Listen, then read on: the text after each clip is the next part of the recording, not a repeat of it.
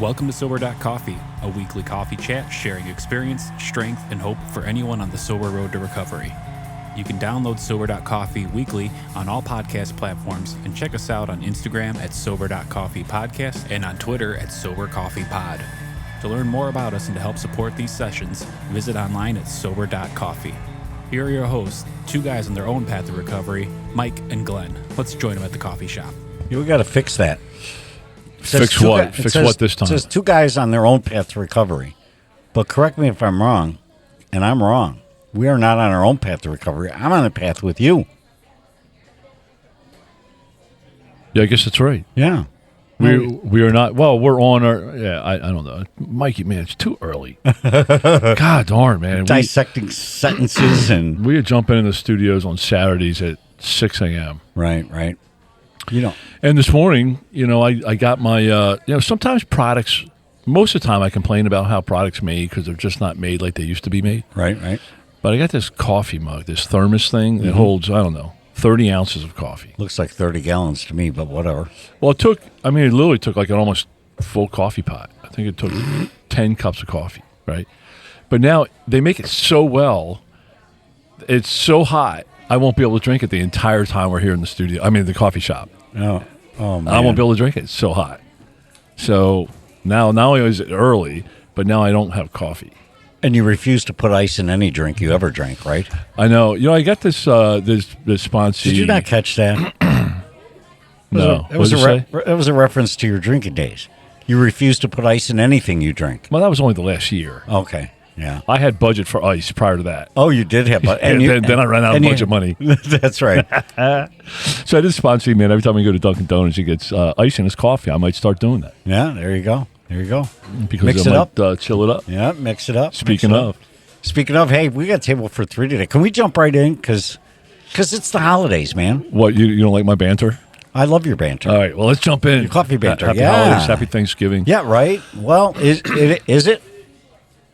You know what? It is. Okay. Yeah, I think it is. Thanksgiving's my favorite holiday of the year. Yeah, likewise. And I actually have reasons now to fuel a happy Thanksgiving. Before it was just words. Right. Hey, welcome, Matt. Thanks, guys. Mike, Glenn. What's up, Matt? Oh, man, this is awesome to be here this morning. The coffee shop. In the coffee shop, it is great. It's also a perfect time to discuss Thanksgiving and, the reasons that, as you said, Glenn, it's a good time to be thankful. Where in the past it was probably... a devastation because you didn't know how the day was going to be planned out. Could I have ruined it? Yeah. The turkey, I burned it. How was I gonna? Right. How was I gonna ruin it? Right. Yep. So, but man, it's a whole different day now, and I'm just glad to be here today, man. This is awesome. Thanks. All right. Well, before we jump into all the hugs and kisses of how great Thanksgiving is today, right. Did you guys have any bad experiences on Thanksgiving?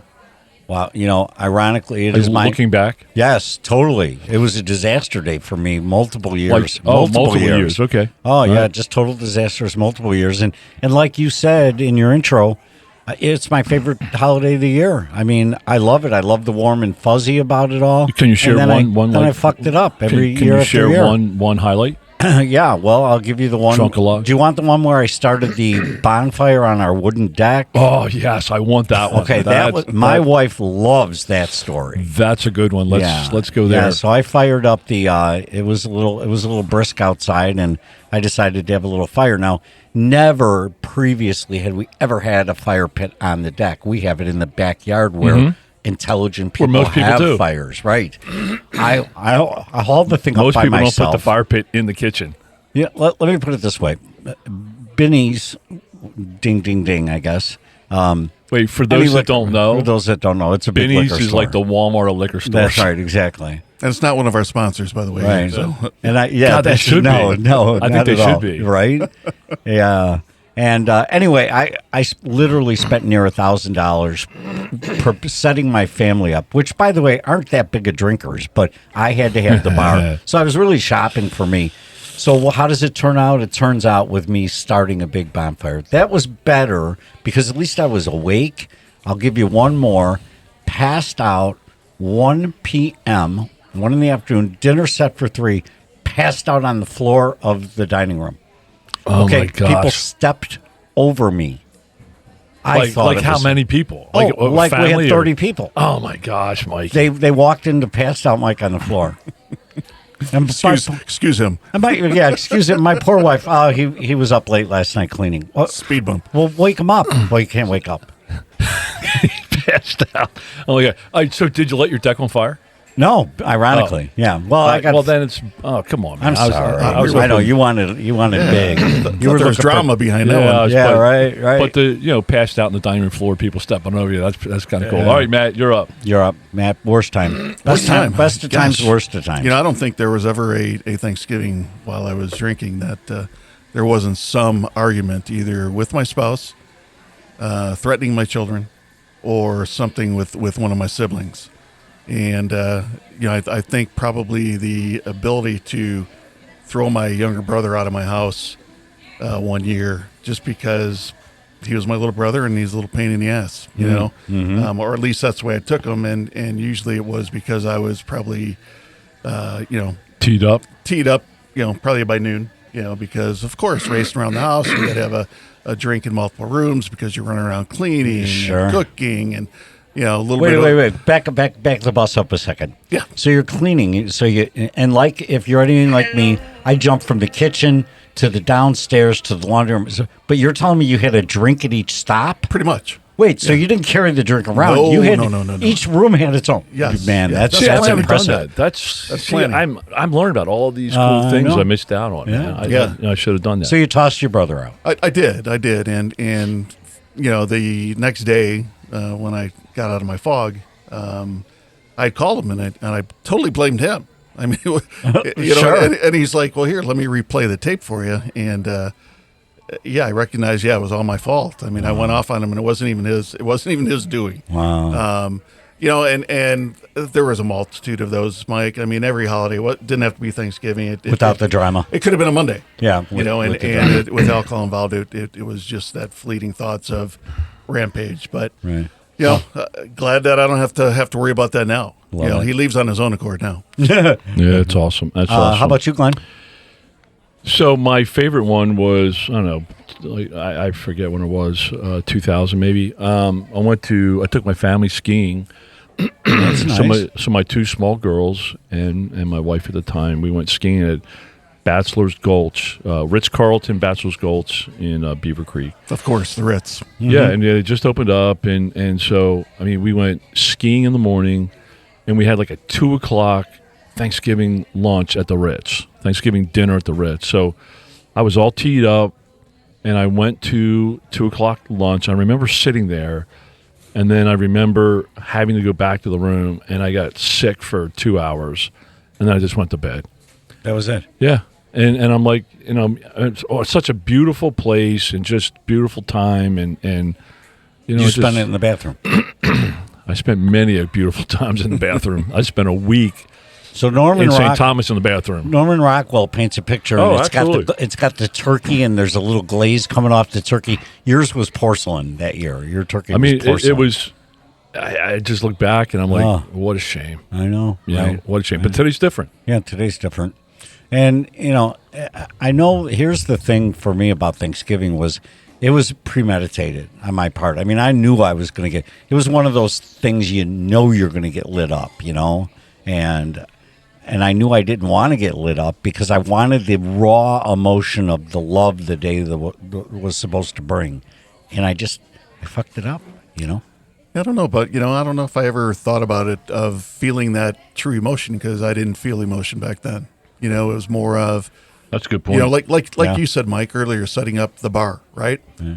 That's all I thought about. Like days before, what do I need to have in my house? Right. Oh well, Mike likes to drink this. I better get 2 bottles of that just in case, right? Right. So I was more, my thoughts were more towards how can I get other people as intoxicated as I planned on being, right? Mm-hmm. Because that's how I thought the parties and family functions had to be. Mm-hmm. And it's just amazing now as I sit back and watch it in a sober life that watching other people still drink, Right. that influence and how that converts those family functions really quickly to turmoil, you know? Right. Yeah. And for me, Thanksgiving Eve, since our college days, was a big holiday. So this episode, this episode is dropping on the Wednesday before Thanksgiving, right? So that's what today is. That's the biggest drinking day of the year. Well, we started that back in the 80s, man. I mean, You started it? Pretty That's much, cool, yeah. man. You rock. yeah, What a pioneer. that's right. I bought the T-shirt. Mike started it. What a pioneer. But yeah, I mean, it was a multi-day binge. So what's different now? You know, I mean, I guess I want to jump into what's different and gush out about how grateful I am about everything. But I'm just saddened to know that there are still people in the mode that are listening right now. And I guess the segue break here is if you're sharing the stories that we had and you don't want to do what we did, and you don't want to do what you did last year, then it's as simple as just change your action for today. I mean, make a commitment, to make a commitment to be willing to change that lifestyle. And willingness is, I think, the key. So, Matt, what's Thanksgiving about for you today? Well, it takes a whole different look now, and I think now it's the caring, not only for my own family, but Mike hit it, the people that haven't had the ability to shift their lifestyle to get away from an addiction, whatever that addiction may be. And mine obviously was alcohol. So not worrying about that. I'll tell you what. I mean, the mental gymnastics that I had to go through in the past, I don't do anymore. So that energy is now driven more towards how can I set it up and make it easier, maybe for my wife. How can I make it where it's more comfortable for my family and relatives and children to come into our home and make that right for them. But I think ultimately it's such a great feeling to know that I can get up that morning and be present in the day, be present with everybody that's in the room, and not worry about the next day, say, how did I embarrass somebody, or, what did I do wrong? And, pretty much not care back then, but now I do. Mm-hmm. So that whole picture now, Norman Rockwell is not as chaotic. It's not the scream anymore. So you're still really throwing him out. You're just not yelling at him as he's exiting. I kind of tee it up a little more graciously. Yes. So he knows when the clock ticks and he's done. But actually, I tell him it goes from noon to 3, and then everybody else comes in at 3. So it works out pretty well for all of us. Right. But to Glenn, answer that question a little bit deeper. I mean, I think the being part of the sober life and AA really has brought me closer, obviously, to my higher power and what I believe in and what keeps me on that straight and narrow. But I know that I can't do it on my own, and I still get inside my own head, and that noise is just sometimes amplified. And Glenn, you and I spoke not too long ago about people that you care for and care about you. I don't think I have maybe 3 people in my past, be it college, be it professional baseball or whatever I was involved in, all my business colleagues, that I could call out right now and say, I need your help. Mm-hmm. Because it would be crickets, but I know that in my phone, I've got at least 12 starred individuals mm-hmm. that I could reach out to at any time of the day, night, or whenever, and say, hey man, I need your help. Mm-hmm. And they come without any question. Mm-hmm. And that's what's different about, a grateful alcoholic. I mean, that never made sense to me when I first got into the program. I'm like, that's just such an oxymoron. But I think I can honestly say that I'm grateful that I found recovery through the program, and I'm grateful to be surrounded with people like yourselves mm-hmm. to keep me on that path of sober living and being a contribution instead of a detribution to life. Oh. Yeah, so I that term grateful alcoholic, so I heard that for many years, and I think it's easier to be a grateful alcoholic than to be grateful that I'm an alcoholic. And when I first heard people say that, I'm like, man, that is such a mind suck. That is, I thought a lot of sayings in AA, it's just the mind suck. That's what I thought coming in, and until I saw people living it. and when I heard people say, "Oh, I'm grateful that I'm an alcoholic," that means they're thankful that they got sucked down by booze. I'm like, boy, that's a mind suck. Yeah, right. Yeah, right. But sitting here today, I can start to understand that. I can start to understand because what I see in my life is I wouldn't be here, which is pretty cool, if I didn't go through there. That's right. And there's no way that I would have found the life I have today. Zero chance without going through the hell that I went through. Right. I just didn't. The math, the chemistry equation doesn't add up, and so I can start to understand, and maybe for a minute, I'm grateful that I'm an alcoholic. Yeah, no, I totally agree with that statement. That because there's not now that I know where I was, I can appreciate where I am. When I look back to the passed out Mike on the floor, the deck burner, right?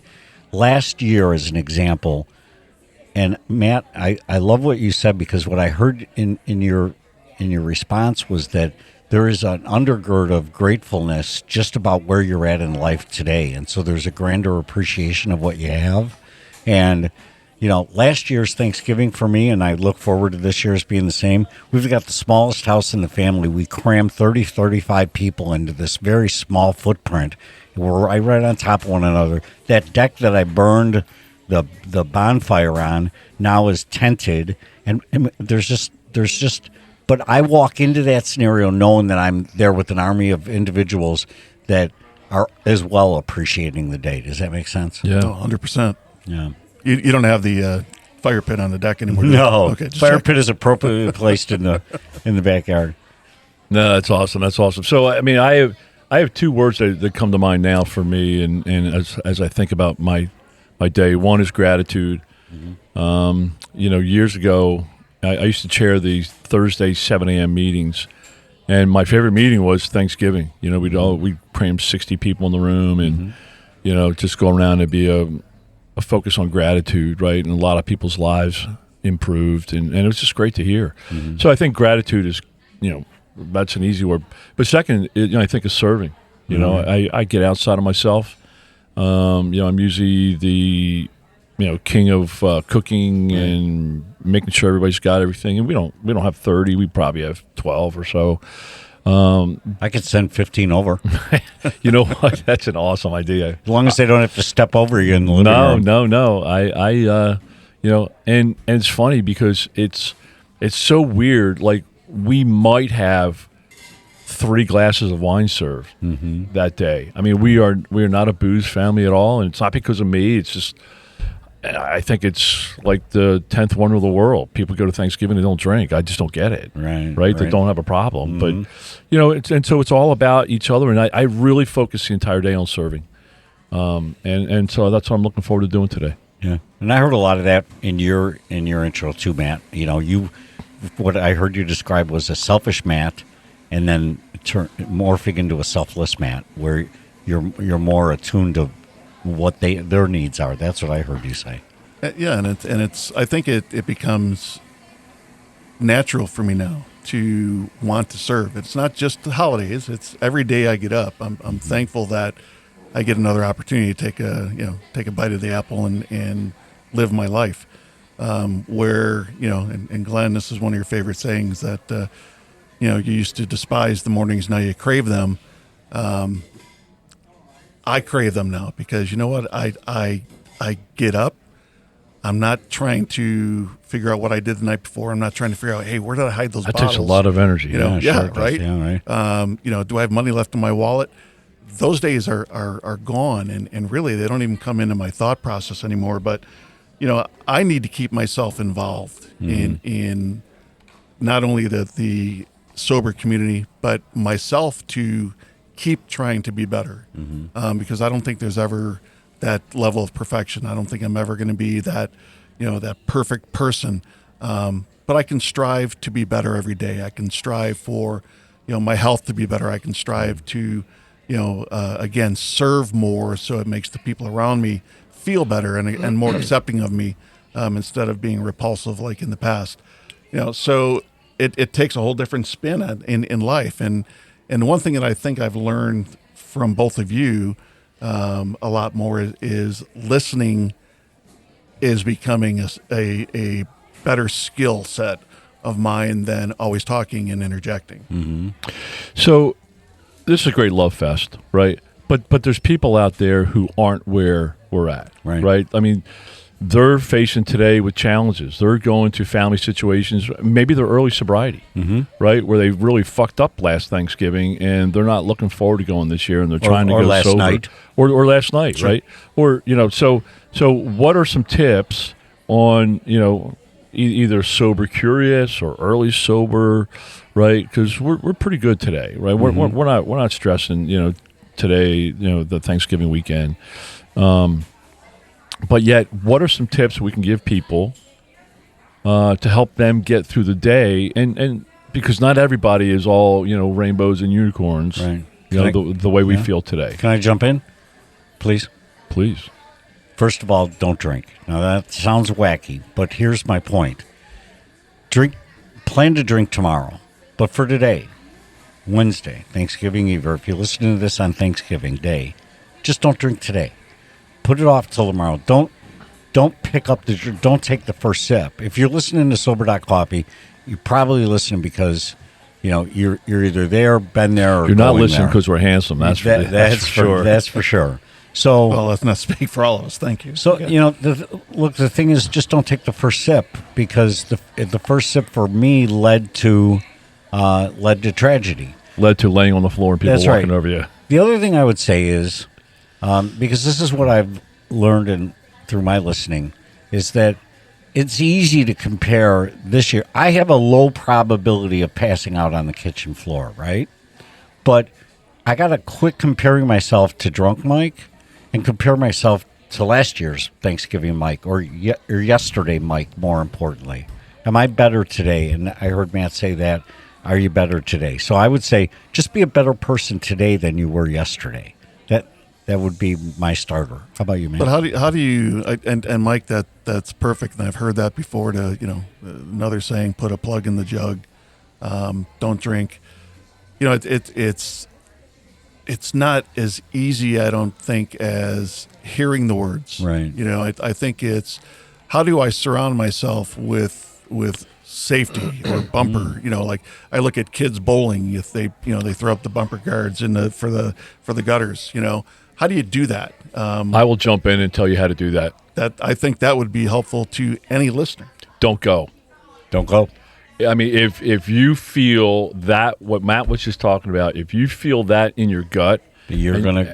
And you're like, man, I am scared, I'm afraid, I don't know what to do, I don't know how to handle this. If you're early in sobriety and you don't have those tools yet, right, my best answer is don't go. Right, love it. Because there's no sense in going, fucking it up, and then now that's just spinning the wheel again. Right. It's easier to not go and face the consequences, whatever consequences, if any, of not going. Mm-hmm. There will be another holiday. Right. And we've seen the danger of relapse. You may not get another chance of recovery. Exactly. So I've just seen, I mean, that's my, and that sounds harsh, but that is, you're better off being where you have a chance of success. Mm-hmm. You just are. And then if you go, if you choose to go, it doesn't matter what anybody says. There will be another holiday. Christmas is coming around soon, right? Get your act together, get your tools going, use, but if you choose to go, have a plan. Right? Have a sponsor, have a plan. What am I going to do? I do, still to this day, I do hit and runs. Mm-hmm. If I feel I have to go to something and it's a situation that's going to be emotionally pressured, drinking pressure, whatever, I go take my own car. I do a hit and run. I literally go for 30 minutes. I'm very, flamboyant for 30 minutes. Gregarious. I say hi to everybody. I make a 30-minute real positive impact. Sorry, guys, got a jet. Mm-hmm. And I still live by. I don't give a shit ton of excuses. None of their business. You don't have to. Yeah, I still live by Nancy and I do a golden rule when we walk in a party. I start saying hello. She beelines to the bar to get me something for my hand, a bottle of water, a Pepsi, a root beer, whatever. She gets a coffee. She'll get something and deliver it back to me so I've got something in my hand. Because if you got something in your hand, less likely somebody in the party is going to say, let me get you a beer, because you already got something in your hand. 100%. Yeah, but I'll tell you what, and where I'm at now, and I've got, a couple days of sobriety, that worked for me great early on because I didn't feel confident in where I was in my sobriety. Right. Today, I don't care if somebody lined up, I wouldn't. I'm very assertive about my sobriety today, and I have no problem telling people about it, and I have no problem. Somebody brings me a beer. Hey, sorry, man, I don't drink. I'd love a Coke, though. Diet Coke. Right. Or Coke Zero. But, it's funny. It's still a habit years into this, and it's still a habit. Nancy habits are great. Nancy will deliver me a Pepsi. Well, and Positive habits are great. Your expectation is it's coming, right? And you don't have to worry about it, But Glenn, you're at that, the point of going in and making yourself, hey, I recognized I'm here. I'm at the party. Happy Thanksgiving. Love you guys. Blah blah blah. If you're at a home where alcohol is going to be prevalent, they're not going to remember you were even there anyway. Yeah, right. Totally right. No, in fact, I was just sitting there thinking of that, Matt. Funny, right? Nobody ever in the last 8 years has ever said, "Hey, Glenn, where'd you go?" Right. Nobody's ever said that. Yeah. But everybody remembers me being there. Yeah. I'm there in a very positive way, hug people, high five them, whatever. And then I'm just gone. And I just, I don't make a big deal about going. I just disappear. Yeah. I just find the door. Yeah, and you're right. And nobody knows if I'm going out for a smoke. Nobody knows if Right. I'm going out for whatever. You just don't come back. I just leave. And nobody ever says, hey, Glenn, what happened to you last night? Right. But Glenn, you nailed it, because you said, they remembered you People being don't there. care. But They they care about remembered you being there, themselves. right? Yeah. Where years past, they remembered you being the biggest asshole in the room. Right. That took a whole I different know, spin, but didn't it's it? so funny because I needed a period of sobriety to be able to understand and learn. I need to be in the rooms long enough to hear people tell their stories. Right. Yep. But going back to what we said is how does that suffering alcoholic one identify that what their needs are, and I think it's, if we know those individuals, we need to provide them some type of advice or tips on, how we've gotten through it. And again, it's all about the people you surround yourself with. That's right. And, Glenn is, said, hey, it's a hit and run. I look at it as an exit strategy, and it's not only physical, but it's got to be, I have to have an exit strategy before I walk in those rooms sometimes. Right. And even when I'm talking to the early people in sobriety, or people that haven't quite crossed into the sober living style yet, but explaining to them that it's okay. You're going, it's like Bambi coming out of the thicket, man. Your legs are going to be wobbly and you're not going to feel comfortable. So what do? You do the best you can to get through it. And I think if you can just hold off for that day, Right. that's it. 10 minutes, 20 minutes, whatever it is, get through that, and all of a sudden it starts adding up, and now all of a sudden days turn into weeks, and it becomes a part of your recovery. Right. And I think that's kind of where my head's at each day. I have to remember where I was, and I think, like you said, Mike, is where was I last year? I was in a great place. I was in a great place 2 years ago, and I'm going to be in a better place this year because I don't have those pitfalls that, or those expectations of war that I need to be there for everybody. Right. You manage. Yeah, I think one of the keys is to have a plan. Just like I texted Swansea this morning at 4:00 in the morning, and on my text was page 86. What's your plan for the day? Right. The program of Alcoholics Anonymous, we don't need any original thought. We just need to do what the book tells us to do.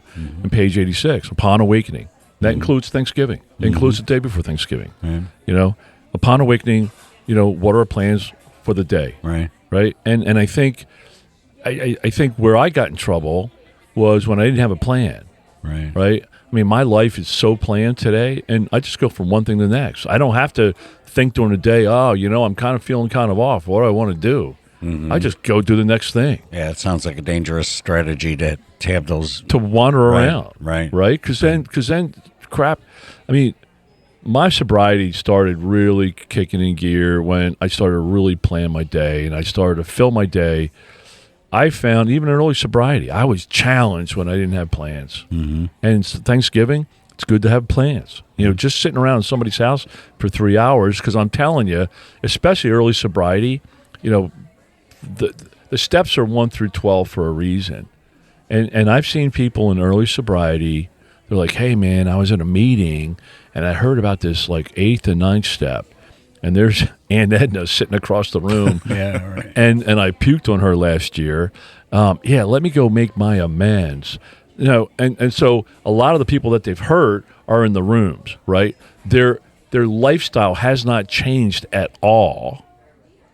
And they continue to use words that the people in the room in their families, that's in their family room, don't believe a word that comes out of their mouth. But yet they're like, they're all full of the spirit. I'm going to make amends. I'm sober this year. I'm 3 months sober. I'm going to go make my amends. And it's what people hear that comes out of their mouth is bullshit. Mm-hmm. And they get pushed back on. I've heard about situations where people are like, you're full of shit. You're sober 3 months, and you think that's going to cure 15 years of your bullshit? Right. Fuck you. Right. Then all of a sudden, without having the sober maturity, sitting there at Thanksgiving, now it's like, oh, wait, I was buying into this AA stuff, and I just tried to make it ain't working. It ain't working. They push back, and you don't have the sober maturity, so you can't handle it. You're like, oh, my God, this not working, right? Or I can't handle the stress.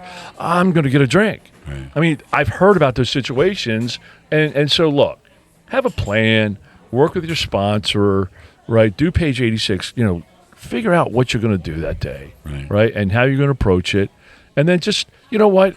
You don't have to be the star of the show anymore. No. In fact, life is better when you're sitting in the back of the bus. It's a pretty simple strategy. Just sit there and have a plan. enjoy the pumpkin Don't drink. pie. Right, that's right. And leave early. Just do your thing.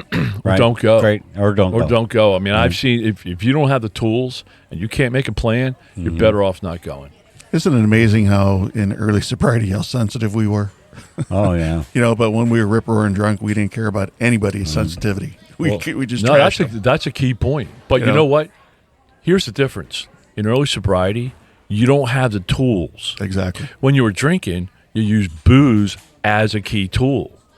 And so in early, I mean, you're toolless. Right. Toolless. Toolless on Thanksgiving. Okay, guys, let's go. Get out of the coffee shop and go into the world and let's go make an impact. chef some turkey. Let's go serve. Love you guys, Awesome. man. Happy Thanksgiving. Thanks. Guys. Appreciate it, guys. Amen. Thank you. All right, later.